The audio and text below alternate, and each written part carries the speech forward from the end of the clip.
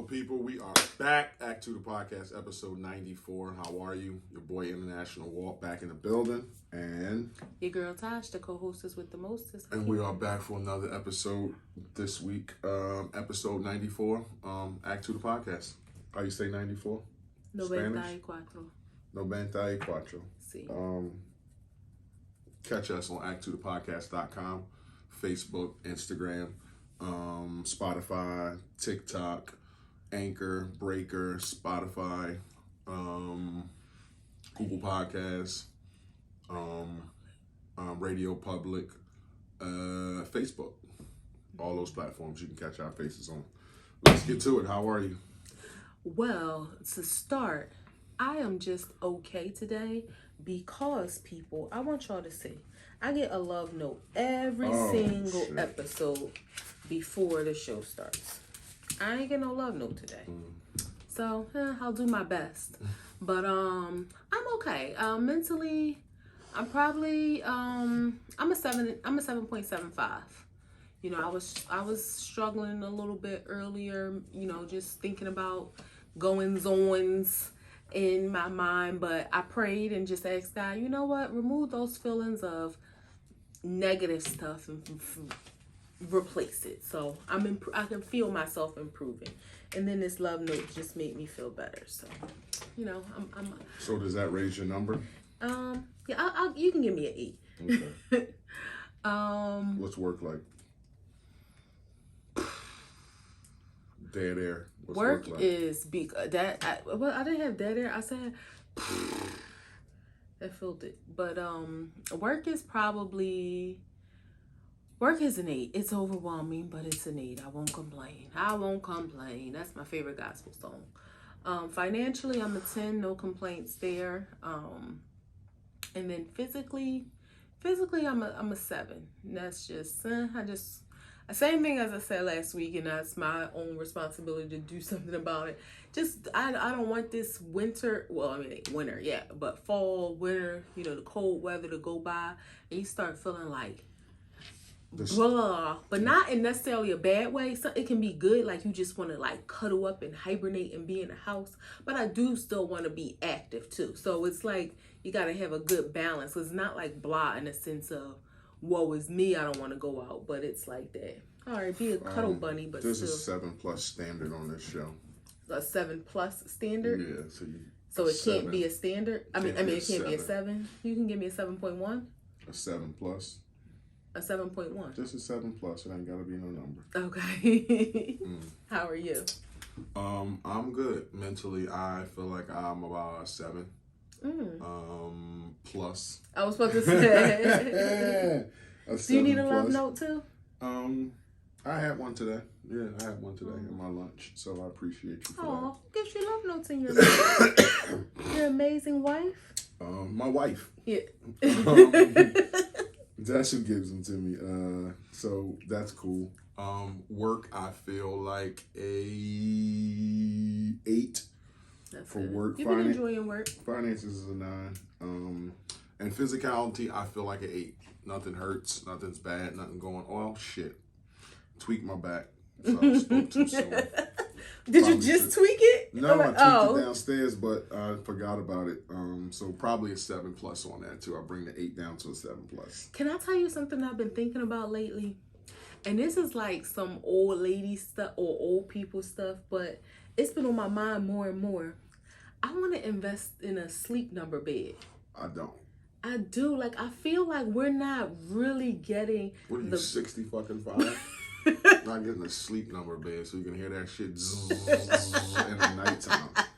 Raising up and down. Nobody's doing that shit. I feel like we're not getting the best sleep. Like, don't get me wrong. We have a great mattress, but I feel like you ever feel like it's something better out there that we could be taking advantage of? No, it's just longer sleep is out there. That's what's out there. More hours of sleep.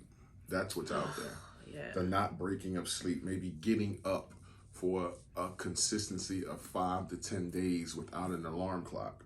That sounds like vacation. Yeah, that recharges the batteries. Are you taking vacation around holiday time like you should do? I don't know. Well, staycation, I don't have no PTO time, but I even though I wish that I had the time to, I do like the fact that you can do that just for, your mental. Yeah. Or you it's necessary. It is. It is. Wows and woes. What you got for this week? My wow this week is celebrating another year with you, being your wife, us being together, us being a union.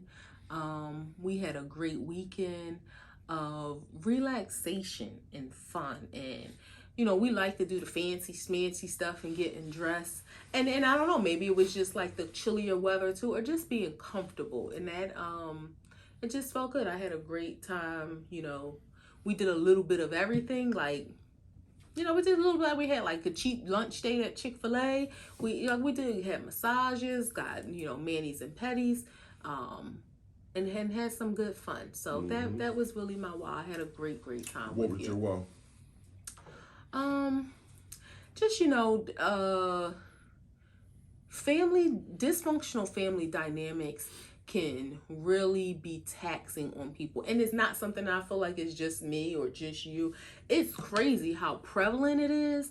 So that was kind of like a woe for me, but God is good, and I'm okay, but that was just like a woe for me. So that was that. What was your wows and woes this week? My wows is when I first initially, everybody know, or that I went and got new teeth. And when I initially got my teeth, not that I was looking for compliments or anything like that, but I didn't get a lot. And you gotta think too, people who didn't know you probably. Yeah, I didn't get a lot, and it's not that I was looking for them, because I wasn't. I was happy myself with what I did. But this week I got numerous compliments, and it was like, wow, like I was working in a space by myself and just like singing music, and a girl had came in, a secretary girl asked me to cut the music down. But she was like, before you cut the music down, your teeth are really, really white.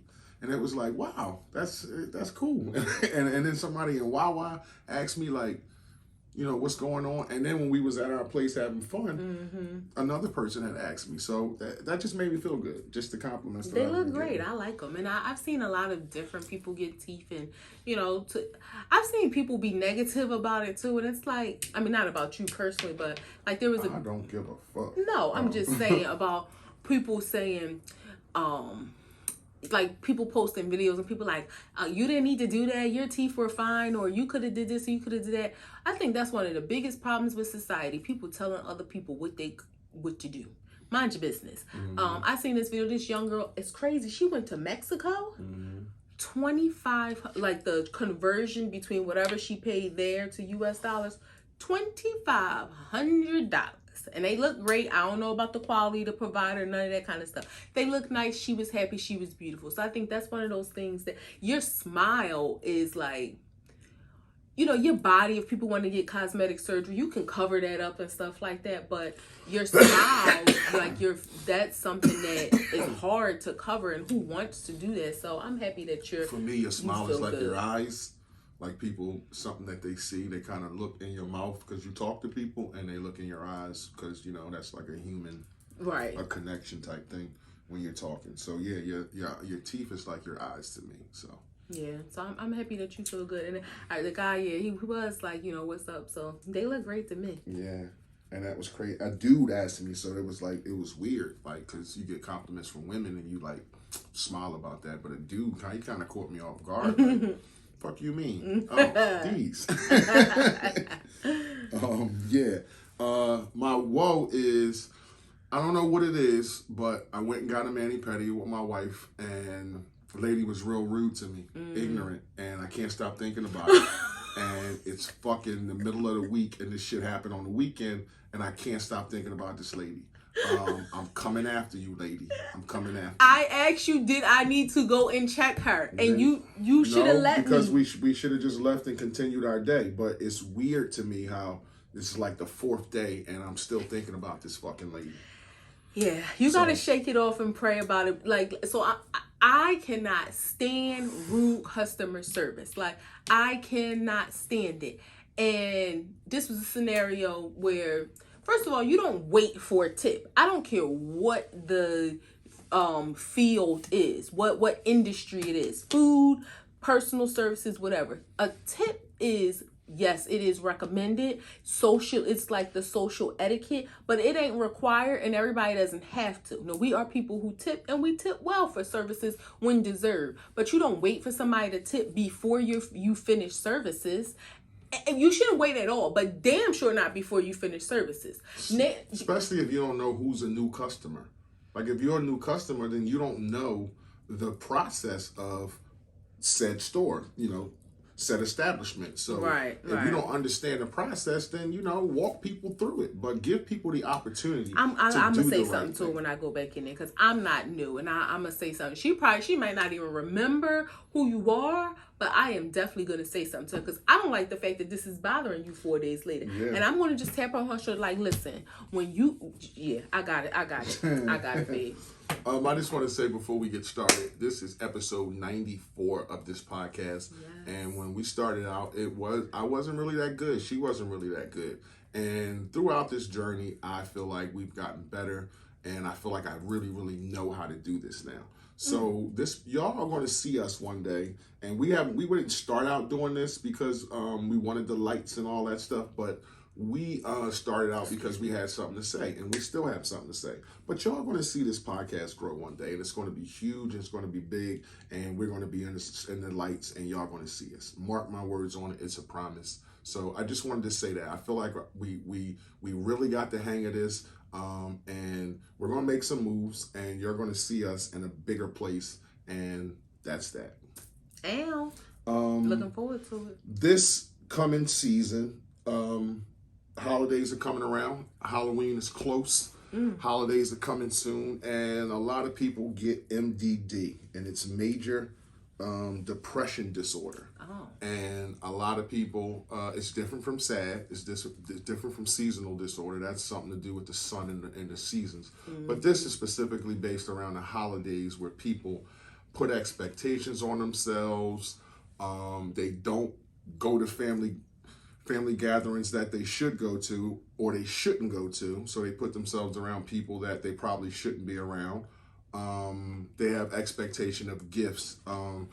Financial strains become a big part of the holidays because you want to do and want to buy for everybody. I just want to say, don't put the stress on you of buying something or thinking that you're Santa Claus.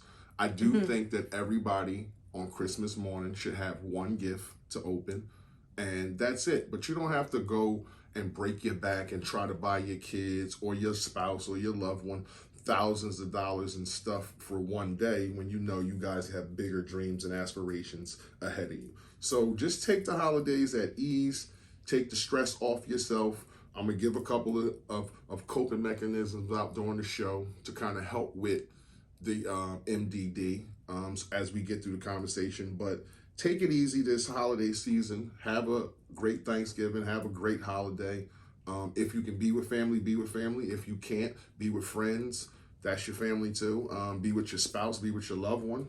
If you can be with your kids, be with your kids. If you can't, then take some solace in just being thankful for the things that you do have around you. So don't stress out. Don't get financially stressed. Don't get mentally stressed. Just take it easy during these holidays and have a good holiday. Why are the holidays hard on mental health? According to the American Psychological Association, 38% of people surveyed said that stress increases during the holiday season, which can lead to physical illness, depression, anxiety, and substance misuse, alcohol consumption, overeating, lack of sleep. What do you think some of the reasons are people get stressed out around the holidays? I think it's because of the stigma that comes with it, and that judgment of you should be, what should be, it should be. And when people's reality doesn't live up to the should be's, then, it causes feelings of inadequacy. It causes feelings of sadness, envy. So I think all of those things tie into each other, because either, like you said, you have family but it's some dysfunction, or you don't have the family that you want. And I don't know if there's any data around it. I do know that historically the holiday time there's always been a greater occurrence of depression and unfortunately suicide. I don't know if there has been any increase due to social media, and the only reason why I say that is because you have more eyes on what other people are doing. Like, pre-social media, you kind of knew the expectation. You hear about it. You might see it on the news or on TV, like movies and stuff like that. But now social media puts it in your face. And then, you have people that's getting Birkin bags and people getting cars for Christmas. That's a lot of that you see on Christmas morning is the bows on cars now. It's not just commercials. You see in real life people, or even you just see the mom who, however she, working hard or getting help for whatever the situation may be. It may not be somebody of that financial status that's doing those things, but you might see the mom that went above and beyond, and who knows what she had to sacrifice to do it for her kids. And you might be a mom or a dad, and you wish that you could have done the same thing. Right. So that could also be, on a more realistic level for us everyday working people, where the Birkin bags and the like you said, the Maybachs and the Lamborghinis and stuff, we see that, but you kind of know. Well, I said Birkin bag, but I didn't say Maybach. I was talking about the everyday people. Like, if you just see somebody getting cars, it's like something we grew up not seeing, only on commercials did you see the bow on the car. But now with social media, like you said, I was just making a point of, you do see, whether it's everyday people or fucking Rick Ross getting a car, it doesn't matter. It's just somebody getting a car and you having aspirations of, damn, I wish I had that, and I don't have a car today. Yeah, so I think that's part of what contributes to people having a harder time around the holiday time. It's that should be. And that's one of the things that we learned in counseling. I don't know if that was in our session or my individual, but when you use the word should, that's a judgment against it's just a judgment. So you shouldn't judge yourself. Though. How is it a judgment? Because you're saying, okay, your whether it's positive or negative, it doesn't necessarily mean, but you're judging how a scenario in your mind should play out. So this is, you're making a judgment that this is how this event should occur. This is what this is the expectation that's being set. And you can very easily set yourself up for disappointment. Right. Or you could not set the bar high enough for what the realistic outcome will be. So while yes, we all have expectations. I mean, it's unrealistic to think you go into anything not having expectations. Maybe not about everything. You may be open-minded, but most things in our mind, we kind of know how we want it to play out. But, you have to be realistic. That may not happen. But when you say optimism and pessimism, they go hand in hand. They do, but then you have to remember that middle ground of realism. It's okay to feel and wish and hope, but be realistic that it doesn't mean that's how it's going to be. So I think when we had that mentality of, this is how Christmas should be, this is how Thanksgiving dinner should look, with all the family and all the laughs and all the family game night and, nobody having a bad time, then again, you set yourself up for disappointment when things don't pan out that way. A lot of people, it's crazy to me because as a kid, I thought I didn't know anything of this. I thought everybody was happy around the holidays, except for kids who didn't get what they want.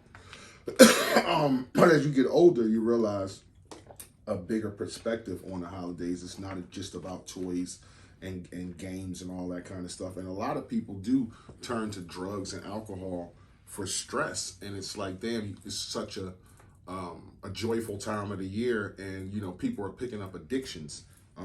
That's not cool. Some of the reasons are lack of time, financial pressure, gift giving, and family gatherings. Speak to that. Well, the lack of time? Yeah, because you're trying to work, you're trying to get money. That's a lack of time. But see, I can imagine that being... Maybe that one doesn't relate to you, but what about the rest? Right, no, I'm just thinking about people in general. I think that's one of those things that is hard to manage, because even we talk about Like what if you got 8 kids? But we talk about, like, Christmas is one of those things where, like, it doesn't change. It's like a birthday. You know, this day is always going to be your birthday. You know, Christmas is always going to be the 25th of December. So I think we as humans, naturally, we kind of set ourselves up. Now, you have those really anal people, and maybe anal for a good reason, that will like start picking up little stuff for Christmas in like August. Like, I'm gonna just store this away in the closet for my grandbaby. Or in January, they start stocking up on wrapping paper because now it's on sale. So I know you have those people, but I think we set ourselves up with the pressure of time because we know. But no matter how many times we say it, oh, we're going to start early, it just doesn't happen. No, and you never do. And you end up, you know, that's why the malls and shit are jammed up the last 2 weeks of the holiday season, before Christmas, because that's when people shop. Yeah. And then and there's a lot of people who do that thing that you said, like pick up shit in August and start in September and October. Lots of people who do that. But it just seems like it's more people who not even enjoy, I think they're putting themselves in that uncomfortable, rushing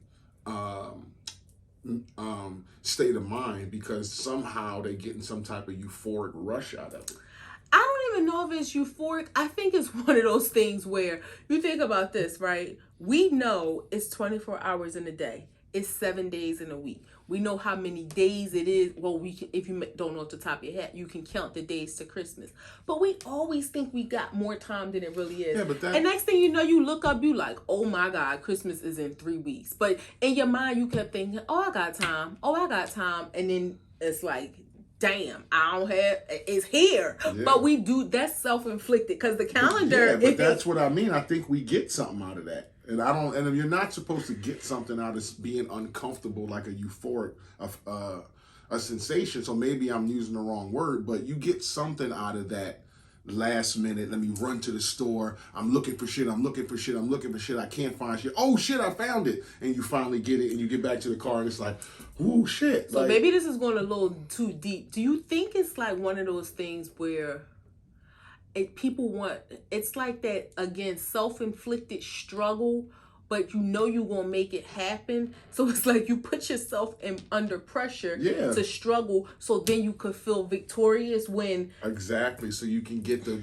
joy out of that. And it's like lots of people, like robots, walking around the stores doing that. I hate it. I hate the mall. I hate last minute shopping, but always find ourselves doing that. What were the other things? I'm sorry, go ahead. Gift giving and family gatherings. Gift giving, I definitely think, is one of those big things because, again, the expectations of, is this big enough?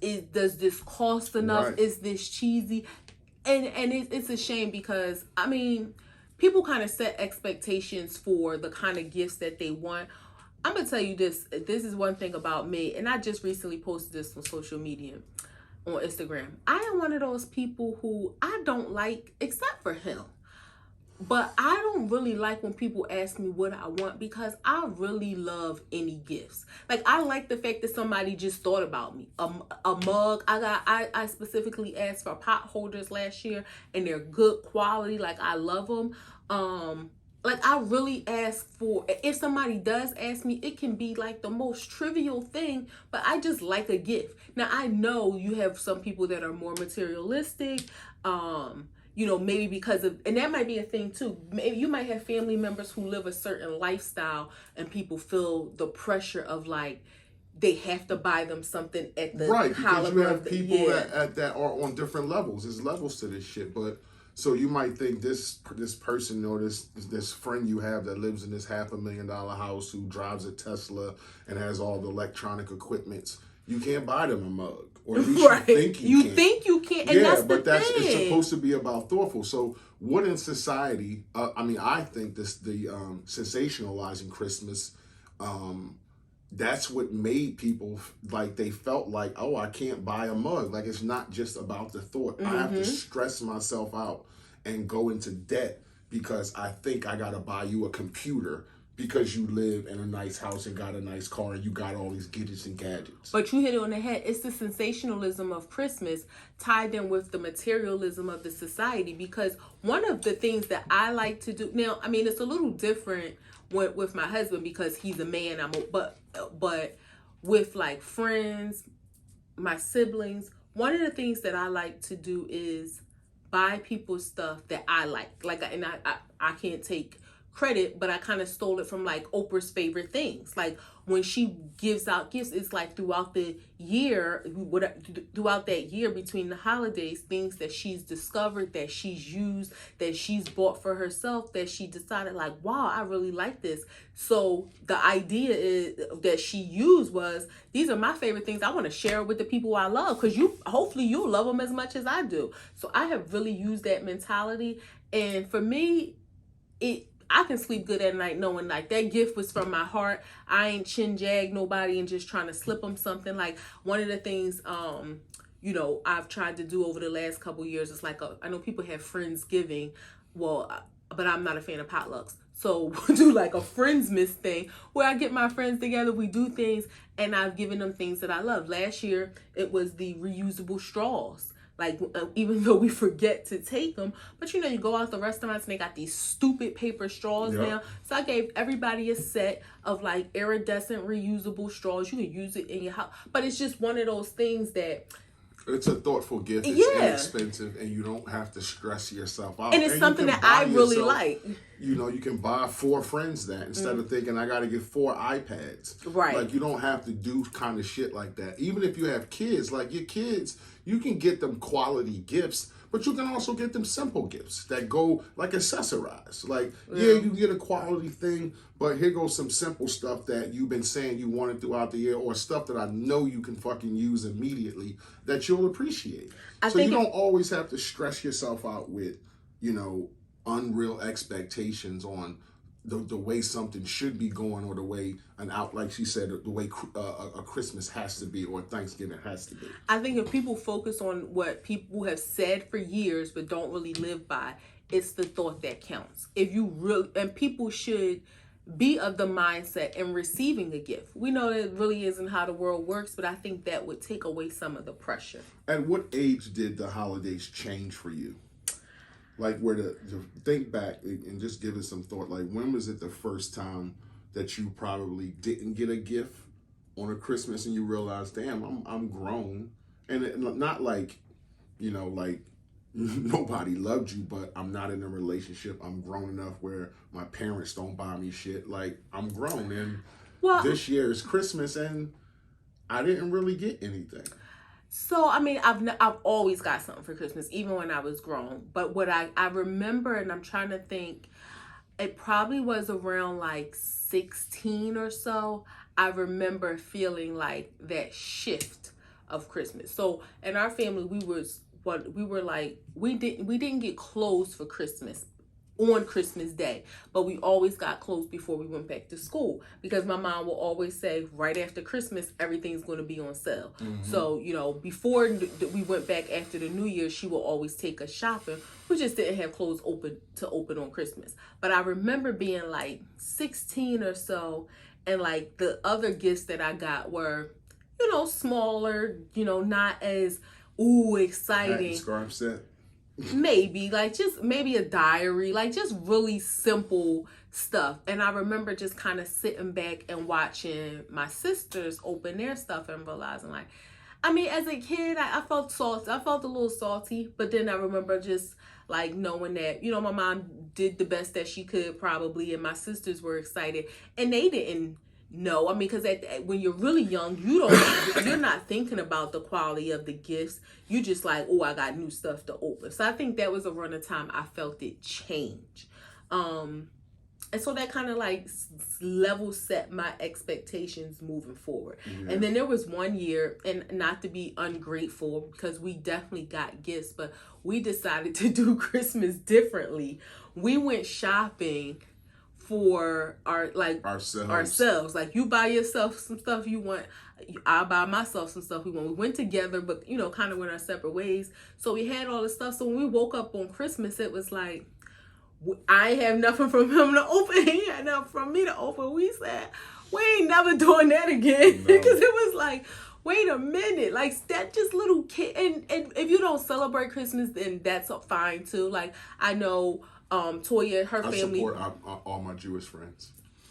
I don't have any Jewish friends. I know Toya, like, she grew up not celebrating Christmas, but her kids never feel like they're missing anything. They get stuff all the time. So Christmas just, it wasn't like they felt deprived or anything. Mm-hmm. It was just like, okay, we probably got something last week. We'll probably get something next week. So, but if you do celebrate, then you understand that joy at any age of just opening a gift. I think it was devastating for me because, like you said, I realized the shift, but it was like, damn, like that saltiness was like salty in there, and it was like wow, like what the fuck is going on here?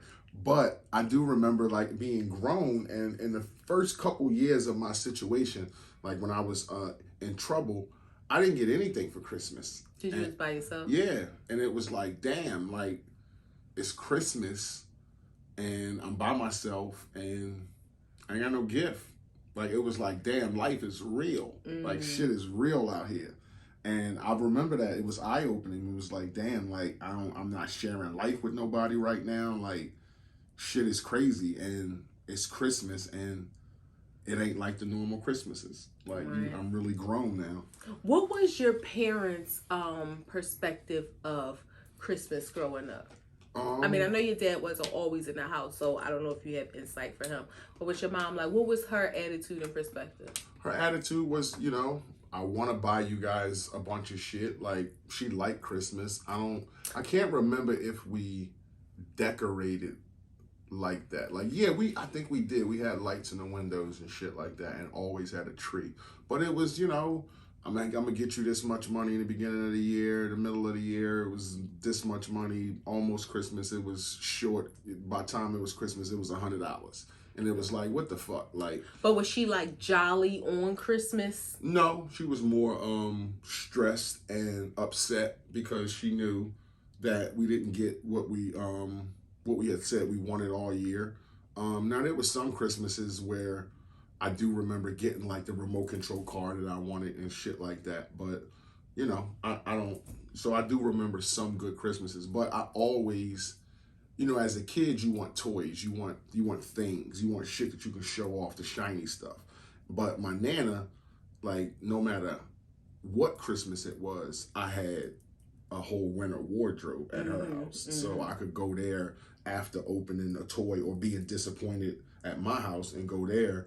And then I'm not getting a toy, but I got 10 sweaters, right. 2 coats, 2 pairs of shoes, 5 pairs of jeans, 3 shirts. Like, I got all this shit, hat, coat, scarf, like all this stuff. And I was appreciative of it. So, I went back to school still looking clean, still looking like I got something for Christmas. Yeah, that's how. So my dad, like, hold on. No, I don't think I'd be that way now, though. Like, if we had kids, I don't think I would. My kids would get, shit, but I think they would get shit all year, and we would celebrate Christmas, but I wouldn't make it a sensationalized thing like, here's 15 different things under the tree for each one of y'all. Like, I wouldn't do that. I probably would, but it's for me, and I guess I should have clarified, like, for us growing up, the Christmas, it was like once we opened our gifts, it was just kind of like back to like the norm. Like, my mom always had negative feelings about the holidays, Thanksgiving and Christmas, from her childhood. Like, her expectations from growing up, like her holidays just weren't good. My grandma tried her best or whatever, and my grandpa as well. But there was just things going on. So as an adult, she would buy us gifts, and we would celebrate. But it wasn't like that full day in our house. It mm-hmm. wasn't that full day of like, it was like a joyous occasion. Exactly. When the gifts was unwrapped, it was like, okay, back to whatever. Like, we would play with our stuff, like me, my sister, and once my other sister came along. But it wasn't that like joyous household feeling. Like, everybody get cocoa and sit around and let's enjoy the tree and talk about what my mom probably went back to sleep for the rest of the day. Mm-hmm. And my dad, he probably didn't wake up until 5 o'clock in the evening. So it wasn't just that, but we kind of, so Thanksgiving, we always went to my grandparents' house. And then Christmas, sometimes we went to my aunt's house. And it would be like a big family dinner and, more celebratory there. But yeah, my parents were not, our house felt very glum. So attached to MDD, there's another type of sadness. Another type of disorder, SSN, sweet sad nostalgia. There's a special and profound sadness. Wait, you said SSN, and it's called sweet and sad nostalgia. Okay. There's a special and profound sadness and loneliness when a spouse or family member has been lost. The irony is the trigger is being around other family members. So if you have a spouse or a husband or wife or child or aunt or sister, somebody you lost, when the holidays come up, it's like the trigger is being around other family members. And once the joy of being around and laughing and joking instantly puts in your head that person that isn't there. It's a missing piece. Yeah, it's a missing piece. So it's weird that you can lose somebody and you think, damn, this is the family that I have left. But when I'm around y'all, I can't not think about the person that I lost. Yeah, it's and I can imagine. And that's what triggers SSN, sweet and sad nostalgia. I can imagine that feeling always being there, but hopefully at some point, people get to that point of making it celebratory, sharing memories, but still being able to celebrate who is there. But I can only imagine those first few years.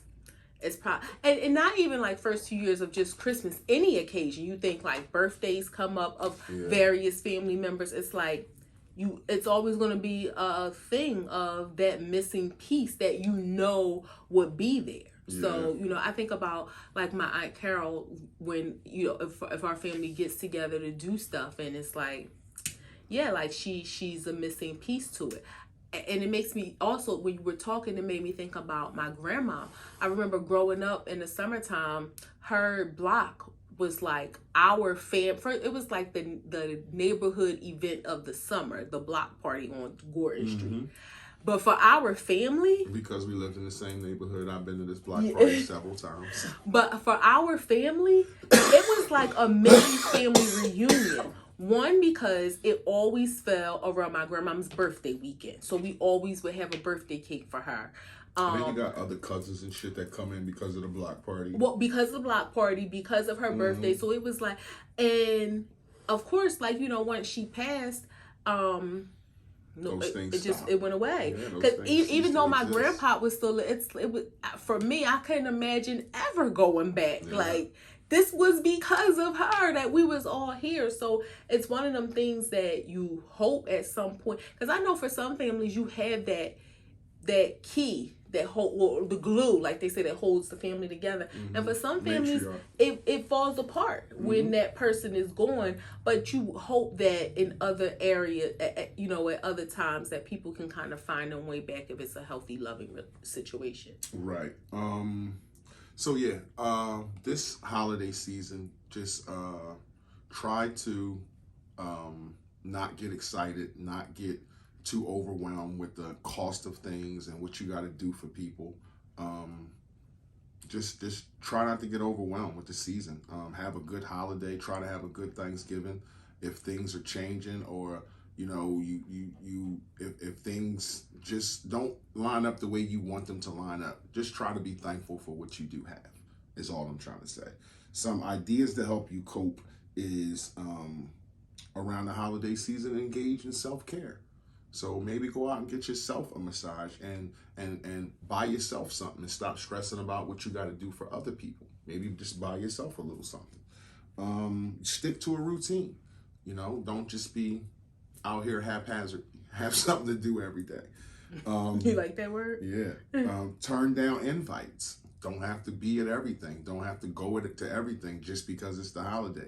You don't have to be, it's 2 months of the holidays and you've been to 7 Christmas parties. Not necessary. You know what I mean? Not necessary. Set budgets. So you put a cap on the money. This is what I'm spending for Christmas, and that's it. I don't give a shit what happens. I don't care if Santa Claus come down with his own ass. I'm not spending this much money.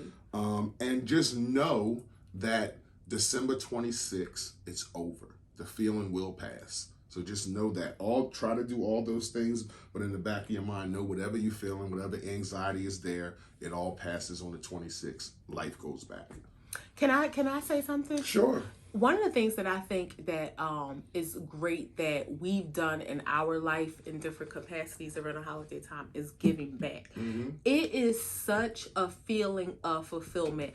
And, giving back can look different for different people, whether you volunteer, whether you buy things for people that, are less fortunate, Mm-hmm. whatever that looks like. I think that is one of the things that I really enjoy. Like, I feel myself get more excited about that, about giving back than I have. Because I'm not that I'm not excited about buying for our own family, of course, but it's just that excitement of doing something for somebody who is really in need, and it's that kind of cloak of privacy where they don't even know who we are, and just knowing that somewhere in the world we are making somebody happy. I love that. Another thing too that I've heard a lot of people say, or I won't say a lot, a few people say that they encourage their kid, they make their kids do, is when they get new toys or get new gifts, they make them pick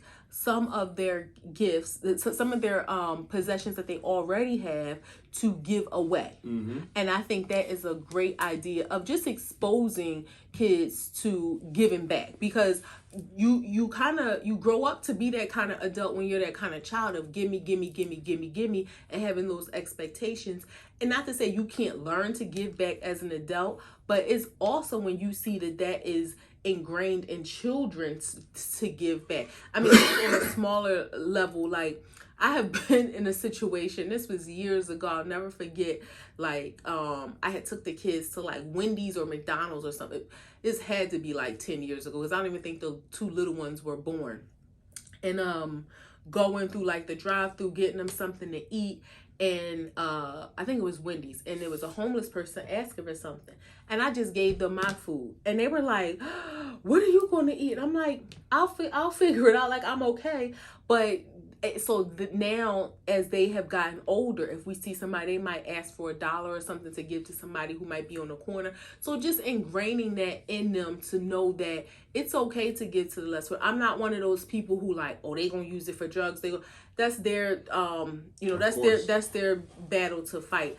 But I just think that's a good thing around the holidays that can help, even if you're not dealing with depression or sadness, but just to give back to others, because you don't know how you might impact somebody else's life. Yeah, you don't know how sad you might feel, or thinking you feeling sad about, oh, I don't have this and I don't have that. But just like she said, that feeling of what you did for somebody else and what they're getting that morning, it helps a lot. And also, if you feeling like you one of them people who, I ain't got money to buy my kids, how I'm gonna buy somebody else something. There's all types of programs where you can like go in your closet and take out old clothes that you don't wear no more, that you haven't touched, and you can bag that stuff up and give that to a family. So there's all types of ways that you can give back during the holidays and it's crazy because you would think it's a selfless act, but no, it's kind of selfish because it makes you feel awesome. So yeah, you can call it a selfless act, but it makes you feel awesome. So it's definitely a selfish your own good too. Yeah. What have you learned? I ain't learned a damn thing this week. I ain't learned shit neither. You know what I learned? No, I did learn, but I don't want to say on camera. Okay. Yeah, but I learned something. Okay. I love you. Yeah, I love you too. All right. Yeah. 3 grams, 1, 2, 3. Woman goes viral explaining how 2 men attempted to pick up the same child from school. Did you hear about this story? No. Okay, let me break it down for y'all. Break it down. Principal at school gets a call. Need to pick up a girl. Okay. Man walks in, says, I need to pick up Shariah Johnson. Okay, give me a second, dealing with this bad kid. Bad kid, you got detention. Another man walks in. Need to pick up my daughter. Okay, what's your daughter's name? Shariah Johnson. Pull up the paperwork, call on the loudspeaker. We call 2 kids down. What's your daughter's name? Shariah Johnson. Oh, we got 2 Shariah Johnsons in the school. Pull it up. Oh no, it's the same. 2 men look at each other. Who you? Who you? I'm her dad. Who the fuck are you? I'm her dad. Who the fuck are you? What the fuck you talking about? You her dad. I'm her dad. No, I'm her fucking dad. Shit goes crazy. Nobody fights. Cops come, call the mom. The mom comes. She didn't tell one that it's not your daughter. She just thought I would tell you some other time, and it just years had went on. The girl's 5 years old, and she told the daughter, don't say nothing to the other guy. But both of them was acting as if they were daddy, and only one of them was daddy. And she admitted to all this, and that's how the story went. And the principal told that this is what happened when I was at work today. Wow. You know what's so sad about that? So the mom, the fact that she involved the daughter in her shenanigans. And this is the topper. This is the icing on the cake. Been holding this down for five years, you and the daughter. Has a fight. Mom has a fight with her best girlfriend. Girlfriend calls both dads and tells both dads they need to go to the school and pick up the kid at the same time and be there at 2:30 because she had a fight with her fucking friend. So, because I was about to say, what was why? Wow. So yeah, had a fight with your girlfriend. Your girlfriend said, "Okay, I got some get back. I'm gonna call your baby daddy." I hope men and women in life. I hope that you have a friend that no matter what y'all go through, your secrets are safe with them. Like, I hope that people have that in life. That is horrible for the mom to do, and even more horrible to know how to fight. But that's what I'm saying. That ain't the person, though. Yeah. I mean, I just hope that everybody has at least one friend in their life. That's horrible for the friend to do that. She ain't no friend. Yeah. Like you don't do that. She ain't no friend. I have people who I have, not many, I ain't lost a lot of friends, but I have people who I have been friends with, and I ain't never wished them no harm. I would never do nothing negative to them. Your secrets are still safe with me if you ever see this. I don't care to ever talk to you again, but I ain't never doing nothing shady behind nobody back. That is horrible. but you know what's crazy? I wonder where that was, because I know in Philadelphia, and it's unfortunate because of situations that happen, it's very hard for you to pick up a kid from school. Like, I know my sister has had to provide contacts of people. Well, that's what the principal was saying. She was like, when one father asked, there's a slip you got to print out with information and shit on it, verifying. So the mom probably had both on the list. So when they printed out, they thought it was 2 different kids, so they thought they had 2 different slips. So when they printed it out, they realized the slips was the same. And it was like, oh, we want the same kid. Like, you know, like the information came out, the DOB, all that shit matched. You know what's crazy too? Because kids' mouths are like faucets. The fact that the little girl had been able to like not let this slip is poor baby. That's horrible. Oh my God. What's your second grand? Are we letting these lace fronts go? I had this in my story in 2022. You know, a woman, just say, yeah, I'm down with it. Say, I think all my women should. No, I don't think. There are some people who get lace fronts. Why can't we pick up something else? There are some women who get lace fronts that look very nice. There are. The thing is... So you're saying the people who get them who don't look nice, stop? Yes. Yeah, it's one of them things where you can't cheapen. You can't go the cheap route because you'll be able to tell that you went the cheap route. But guess what? I ain't in a position to tell nobody what they should do with it. What I would rather let people let go before the lace fronts is these squirrels that they have attached to their eyelids. It's for the sake of satire. We're really not trying to tell you what to do. No, I really want y'all to let the lashes go. You're grown, do what the fuck you want to do, but you need to leave them lace fronts alone. And y'all on TikTok with the whole thing in your hand and you just slip it on your head like that. That's fucking foul. That's what? Foul. I didn't see that. Yeah, they got the stocking cap on the thing in their hand, and they just go, and it's like right on the forehead, look like blend right in, like 2 seconds, like right on. Oh, they probably fast forwarded because you gotta do some work to it. No, it's not fast. I'll show you. Oh wow. But yeah, just pick up something else, or have some individuality. That's all. Iranian man died after taking a bath, which he had not done in 54 years. I saw that. He was like the dirty. He was 94 years old, and he didn't take a bath in 54 years. He was labeled the dirtiest man in the world. Yeah. So how long after? He didn't take a bath because he thought he would get sick, and his diet was rotten meat and dirty water for 54 years. And how long after his bath did he die? It was like a couple of weeks. Right. He got sick, got pneumonia, and died. Because they bathed him, and he would get sad every time somebody would offer him clean water and a bath. He would get sad and cry. And they took him and bathed him, and he died. Those germs was probably like keeping him alive. His immune system, like they didn't know what soap was. Wow. You gave him good bacteria, and it killed him. Wow, that's crazy. Leave people alone. Let them. I mean, but where, did he like live in a home or something? He lived around. People called him Uncle something, Uncle Hako, or something like that. Some weird name. Okay, this might sound like a crazy question. You said Iranian man. Was he still living in Iran? Or oh, okay. Yeah, but he didn't like. No, water. I just didn't know if he was like an immigrant, if he lived somewhere else, but was from didn't like Iran. Water. He okay. didn't take a bath for 54 years. He was afraid that water would kill him. And sure enough, it did. Why would you take a man in his 90s? I was about to say, bathe him? At that point, let him live it out. And it ain't like he ain't take a bath in 54 days. He didn't take a bath in 54 more years. than half his life. Just let him rock out. Half a century, this rock man out ain't for bathed. however much Y'all longer. bathed him and he died. It's just a shame. His body went into shock from germs. He probably didn't even recognize who the fuck he was. Like all cleaned up. The smell of soap might have like made him sick. Obviously, he was single.